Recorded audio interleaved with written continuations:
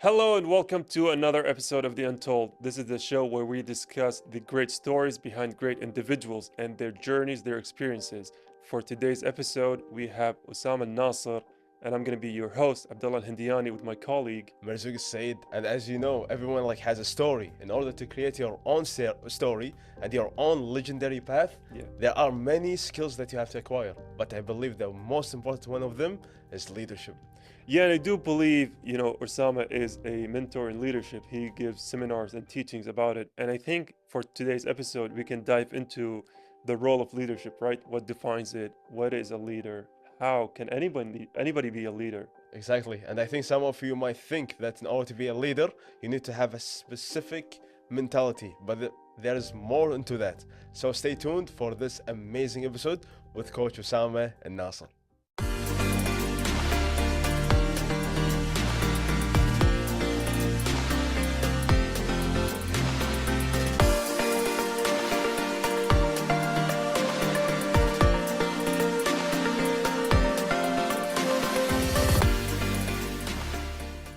And we are back with the one and the only Coach Osama Nasser. Welcome to the show. Yeah, thank you very much. How you doing today? I'm doing really great. I got the $1 million question for you. Yeah, sure, go ahead. Should we say Osama Nasser or should we say Tsunami Blake? Oh, it's no black, please. Tsunami Blake. Yes. Yeah, so I'm kind of getting, the aura and the air that you two know each other, familiar with each other. Yeah. So I'm going to be acting the role of the audience here and, the complete unknown. Osama Nasser, like a very nice character that you will really, if you get to know him, you're gonna be inspired by his passion Yeah. for learning, for always developing himself. Okay, amazing. I know you off the camera, Osama. Yeah. You are the coach, the teacher, the inspirational one who care about his students, who also give workshops. But before we dive into that, take us back in the beginning of your journey, when you were maybe the childhood, during that time. Who was Nasser? Who was Osama? What he was inspired about? What he was dedicated to do Yeah. at that time? Very good question, actually.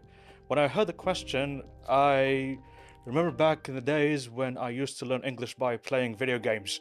Okay. Uh, We have that in common. 'Cause Yeah. I learned English from video games, online video games. Yeah, video games, pop culture, movies. I believe those means of learning are very effective. And by playing video games, I shaped my identity. How I used to talk, I used to interact, I used to mimic the characters, I used to understand the stories and the values from those games and from those movies. That's really awesome. Yeah. Because some people, when they play video games, they only care about the game itself. Insulting But they don't others. go to another Yeah. perspective, Yeah. learning values and learning the underneath the Yeah. story itself. Yeah, and I think, that speaks, monumentally about the video game culture. Because for me personally, I took video games as a means of expression, right? I used to hone my language and improve it. And like I said, it improved your English language. So that's another plus for the video games. Yeah, true. Yeah. And when I teach English, whether to my students or give workshops to younger trainees and students, I always mention video games as example. Yeah. Because I believe video games is very relevant to those people and relevant to all of us. Yeah. You That's can very talk awesome. about leadership and quote from those books, Of course, like teamwork. teamwork. etc. But when I explain in the video game context, they will understand all of us. Yeah. Yeah.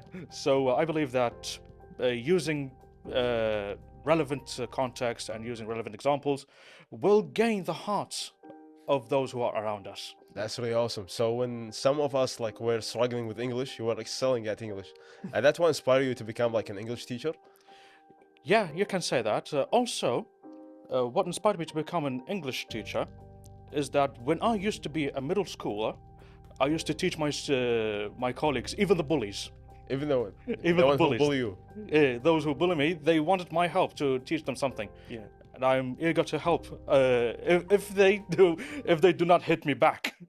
So it's a bargain. It's a A win-win. bargain. Yeah. That's the price, right? If you give them good grades, you're not going to get hit. Yeah. I think that's a good bargain for bullies. And it shows the heart of the spirit of the teacher, Yeah. But also when he sometimes he want to give, even though sometimes it could go well. Yeah. He still want to give. He still want to help. That's really Very honorable of you, Osama. Yeah, thank you very And much. honestly, that's another thing we kind of share in common because I also was doing decently in English as opposed to the other languages. So, and I hope I don't get my teacher in trouble for this. This was like maybe more than 15 years ago.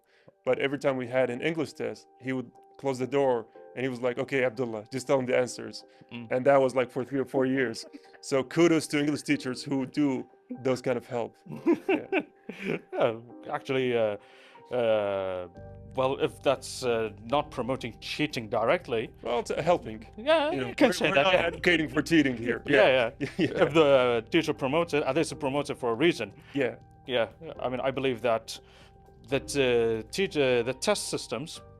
I mean, I'm not talking about in schools in general, Yeah. but I'm saying that if the test systems uh, are not valid, I mean, the students are not going to be fairly graded. However, if the teacher has a philosophy that if a student has acquired the right value to become more efficient in the future, Yeah. he can do whatever it takes. Even one of the best things that I learned is the shuhari philosophy. Each syllable, shuhari, Shuhari. Okay. yes, it's a Japanese philosophy. Oh, okay. Okay. Yeah. Each syllable represents a meaning. Shu means follow the rule. You know, to understand the game. Okay. If you want to do something, whether you like it or not, you have to follow the rules so you can understand it. Then you come to the second syllable, which is ha. Ha means break the rule. Oh, okay. So Yes. first understand the role and then break the rules. role. Yeah. Yes. Okay. So you can become more flexible. Yeah. More creative. Yes. Nice. So you can make a shortcut to the mastery of the game. Oh, Okay, okay. Then you come to the third syllable, is to be the rule. Oh. You come up with a rule of your own. Yeah. So you can invent another game. So you can invent another way of playing the game, for example. And you teach others to play your own game, your own version of the game. It's like adding your personal touch to it. Yeah. Exactly. That's really awesome. Yeah. Yeah, like this reminds me of I was taking photography class one time, and the instructor said that I believe the students were like, "Why are we being taught about the golden ratio or the rule of thirds or whatever?" And then the teacher was like, "If you're gonna break the rules, you're gonna have to know the rules first, and then you can't be creative without knowing what you're kind of doing." So I Yeah. believe that's kind of what you were insinuating at. Yes, I totally agree with that. Yeah. Because unfortunately, many of us, if not most of us, grow up where we do things that we are not content with. Yeah. Yeah, and we do things that we don't understand what we're doing. So that's why we end up being miserable. That's why we end up being depressed. Yeah. Because we don't do the things that we believe in. Or the things that we are passionate about. Exactly. And talking about passion, Abdullah, I remember back in the days, my passion was about public speaking. Yeah. And then I used to have like some teachers during that time when I was studying abroad. They will always encourage me to pursue that field until I become like a public speaking coach. And now you become like a leadership coach, Coach Osama. Yeah. So what inspired you to pursue that path? Yeah. Yeah. Before I mention that, or before I answer that, I would like to mention a belief system that I have. Okay. A person does not actually get influencing unless they experience the same pain that everyone else has. Okay. You can't be an influencing person if you don't understand what makes other people don't do what they do, and you do the thing that they fear they do. That's very deep. Yeah. Yeah. How did I acquire this belief system? Back when I was a Gus student. Okay. Oh, when we I was. also share that in common. Hey, great! That's why we were going to be bros. Yeah. Amazing. Yeah. Yeah. Back when I was a university student, Okay. I used to take part in student club activities, student club events. Even there was a time that I became a president of a student club. You end up becoming like the president. Yeah, president of That's the very club. awesome. That Yeah. shows like the aspiration Yeah, that you have. yeah. About that, I did not take that role purely because I was competent. Actually, because there was no one going to take that role. So I ended up being on the spotlight, and they said, "Okay, you can go become the president." I said, "Okay, why not? New experience. Yeah. Probably I can add something to the club." And I shared my ideas. I shared my intentions. However, just after 1 month, after giving the first event when I was the president, I failed dramatically. I failed as a president of the club. I couldn't manage conflicts. I couldn't be organized. I couldn't even become like a Competent well-mannered leader. person. Yeah, because there are some people, they experience pain. And my job as a leader is to understand them, not to expect them to understand me as a leader. It's my job to understand them. Okay. Yeah. Yeah. I mean, I have my own problems. I have my own issues. I got my own classes. Even other people have that.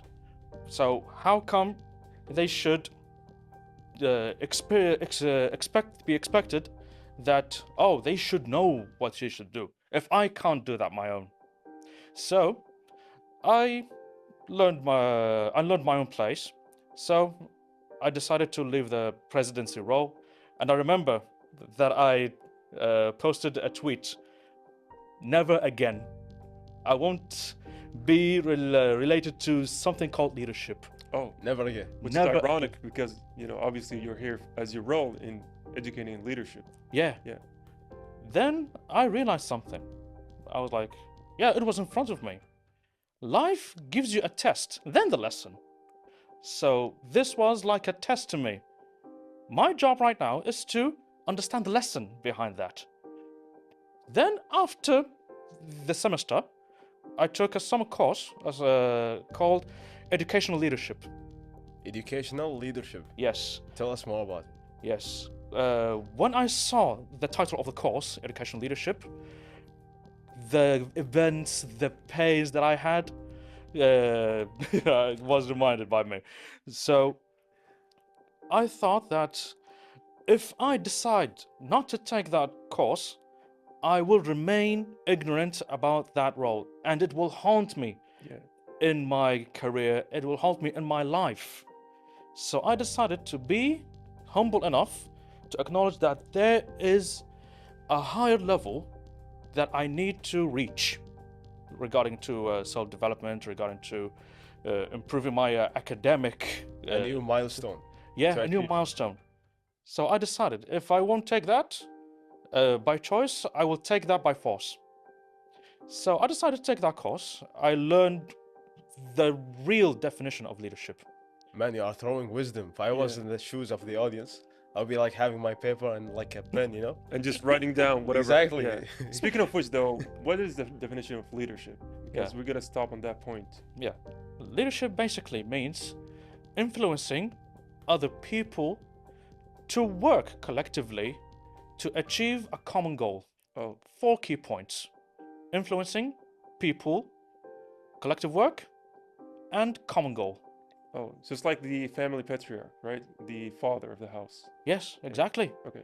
And I believe that being a leader is not necessarily linked to the status or necessarily linked to having knowledge Yeah. or even related to gender. I believe that being a true leader is to be able to manage situations and manage other people's problems. Yeah. Yeah. And I think we can dive more into that point, but we do have to take a short break and we'll come right back. Yeah. Of course, and get your pen ready. If your pen runs out of ink, make it ready so more wisdom is gonna come.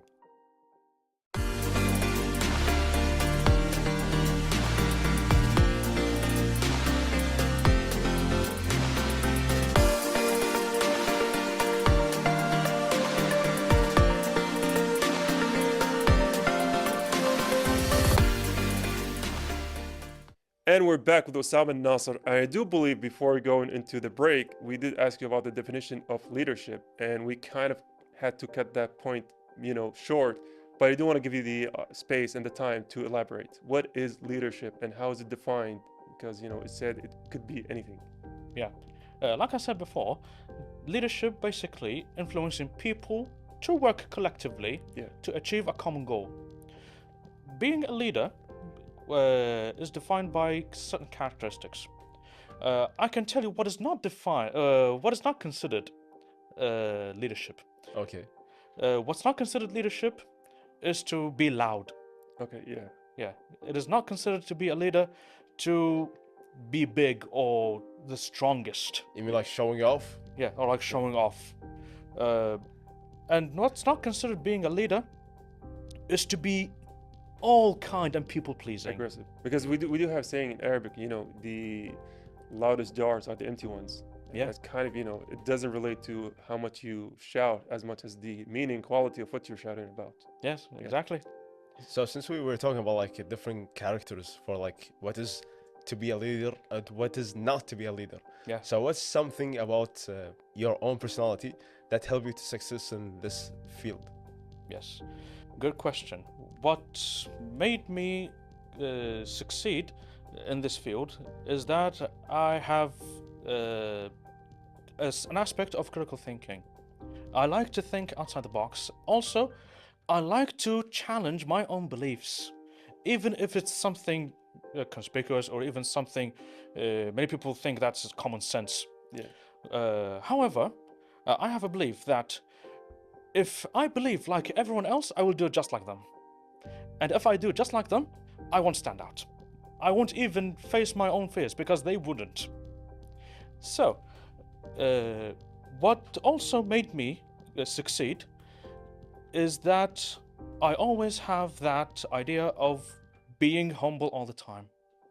I always say that no matter how much knowledge you have, you will just stay in your own level if you do not decide to acquire more knowledge, if you do not decide to be humble enough to see that there is more to you.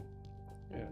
And there is also a trap, an ego trap, that you say, oh, you gotta learn, you gotta keep learning, take courses, always learn from the experts until you get prepared. That is the ego that says you're not good enough. You will never be good enough. And if you fail from the first step, you're a failure. And if you fail to please others, you're a failure. To solve problems within, right? Yes. Yeah. However, if we as leaders admit that there are no such thing as perfect starts, there is no such thing as one size fits all, we will have the courage to do whatever it takes, regardless the outcome. And the other thing, I believe that there is a difference between being a kind person and a good person. Oh. Being kind is to be caring, is to be considerate, Yeah. is to be helping. But being a good person is better. Being a good person is to know when to bite, is to know when to say no. Yeah, and being a good person is to say yes to yourself in order to have them have a yes in the future. Like, for example, I want my child to be an athlete in the future. I say no to the junk food, and I say no to procrastination, so he can acquire what he wants in the future. But the child would hate you for that. But he will hate me for the right reason. Yeah. Yeah. Maybe in the beginning, but later on when he get like some muscles and he have like a healthy lifestyle, he'll be really thanking you for that. Yes, and I believe, and I believe that being an outstanding leader is to pick your haters wisely. Yeah. And I Pick think your it's a fine haters balance. wisely. Yes, Okay. pick your haters wisely, because if you want everyone to like you, you're a hypocrite. Exactly. Yeah. Yes. I remember one time, like, there was some client, he came to me and he was like, Marzouk, how can I be charismatic person? Yeah. I told him, like, what's your definition by being charismatic? And he said that everyone likes me. Everyone thinks that I'm a good person. I told him that's the first mistake. Being Yeah. charismatic doesn't mean saying yes to everyone. It means saying yes to some and saying no. When you have your own opinion, that means you are showing your own personality. Yeah, and I think that, there's some truth to that, is that if you see someone who is liked by all people, I mean, speaking for me personally, I'm going to be suspicious of a person. I'm going to be like, that person's fake, right? Because if you don't have any haters, then you're not really showing your true personality. Exactly. I agree with you on that. Yeah. And that's the very first mistake that I've made when I was a president of a student club, is that I tried my best to have everyone love me, regardless how I feel about myself, and regardless if that matches my personality or not. So I ended up losing myself, and I ended up losing my good reputation, and ended up losing some of my friends. Yeah. Yeah, and that took a while to rebuild my reputation. But thank Allah subhanahu wa ta'ala that when I learned about leadership and when I took training courses, I gave a seminar in Gust about leadership and influencing. And that was the milestone of being a true, confident Leader, trainer first, then the leader. then the leader. Yeah. That's really awesome. And Osama, like he provided a very nice overview of leadership. Yeah. And I think the outcome of this is that leadership is not something fixed. It's something you can learn. It's about mentality. It's about like how you can engage and about character as well. Yeah. So beside that, beside leadership, beside teaching, when Osama is not teaching, who is Osama? What he do day to day so he can enjoy his daily life? I really love that question. Many people think that I am really old. Oh, is yeah. that because of the beard or what? Yeah, because of the beard and because of the way that I talk. People Okay. say, "Oh, You know what's gonna date you, and people are gonna say, he's old, because early on the episode you said I tweeted, yeah, and it's an X now. There's no tweet. So that's people are gonna be like, oh, that's a boomer. That's a good one. Yeah. But yeah, go on. yeah." Anyway, so many people think, "Oh, you're so mature."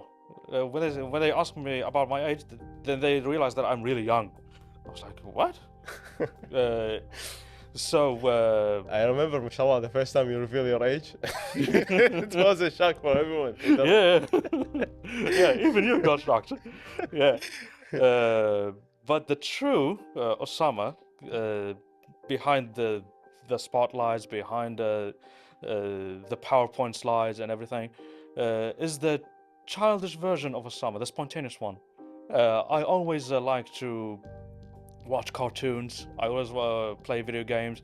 I always experience the childhood that I misunderstood when I was little, because when I was little, I mean, I'm the youngest one, Okay. but every sibling who is older than me is at least 10 years older than me.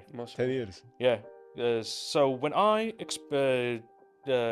have a back and forth banter or even have a back and forth conversation with them, I acquire more knowledge. You were forced kind of like to level up Yeah. and also like think in a different way. Yeah. I wouldn't say I was the black sheep, but I would call myself the gray sheep. The guy should- Okay. Yeah, because I was different in a way that other people didn't like at first, but they ended up needing me for that. You had to mature early on. Yes. Yeah. So because I matured younger, I had some issues with social skills when I talked to my peers who are in my age. Yeah. In the beginning, when I was Do especially. you find like some difficulty to interact with them?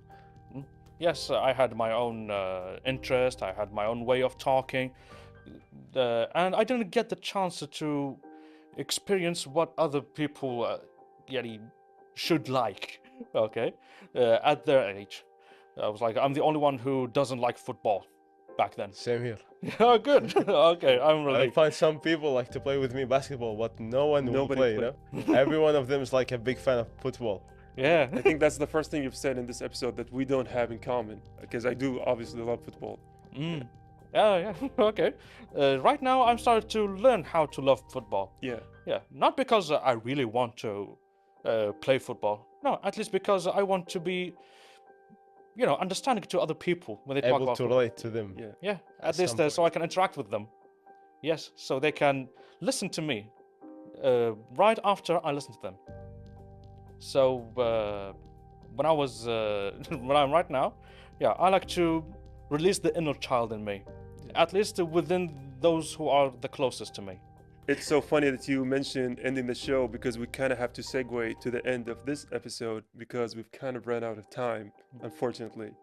Unfortunately, it was really great pleasure to have you with us here, Coach Osama. Yeah, Who was likewise. throwing a lot of wisdom.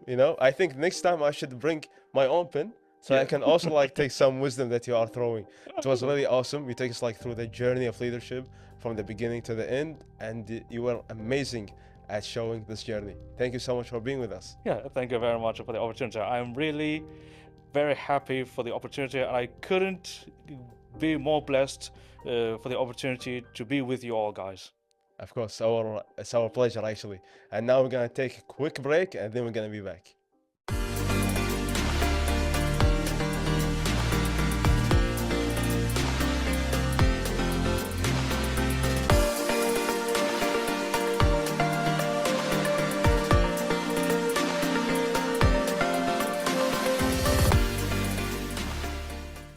Unfortunately, that was all of the time we've had on the Untold. This was another great episode. I think we didn't even go through, half of the questions we had, and mashallah, Osama was just giving us, tidbit after tidbit after tidbit. Mashallah, Osama, I know him like off the camera. Yeah. Okay, he's really a great individual. But today he amazed me by the number of the quotes, by the examples that he have. Yeah. It was really a very inspiring journey in leadership from the beginning into like how to collaborate with your teamwork and how you can become an effective leader. Yeah, and I do love how he emphasized the fact that the reason he got into understanding leadership and wanting to teach it is because of his own, inner conflicts, right? Exactly. He had problems while studying, social anxiety, and he was like, "No, I got to put a stop on that." Of course, so embrace your conflicts, embrace your failures, because those are the ones that are gonna help you to become a better version of yourself. Until next time, work on your leadership style.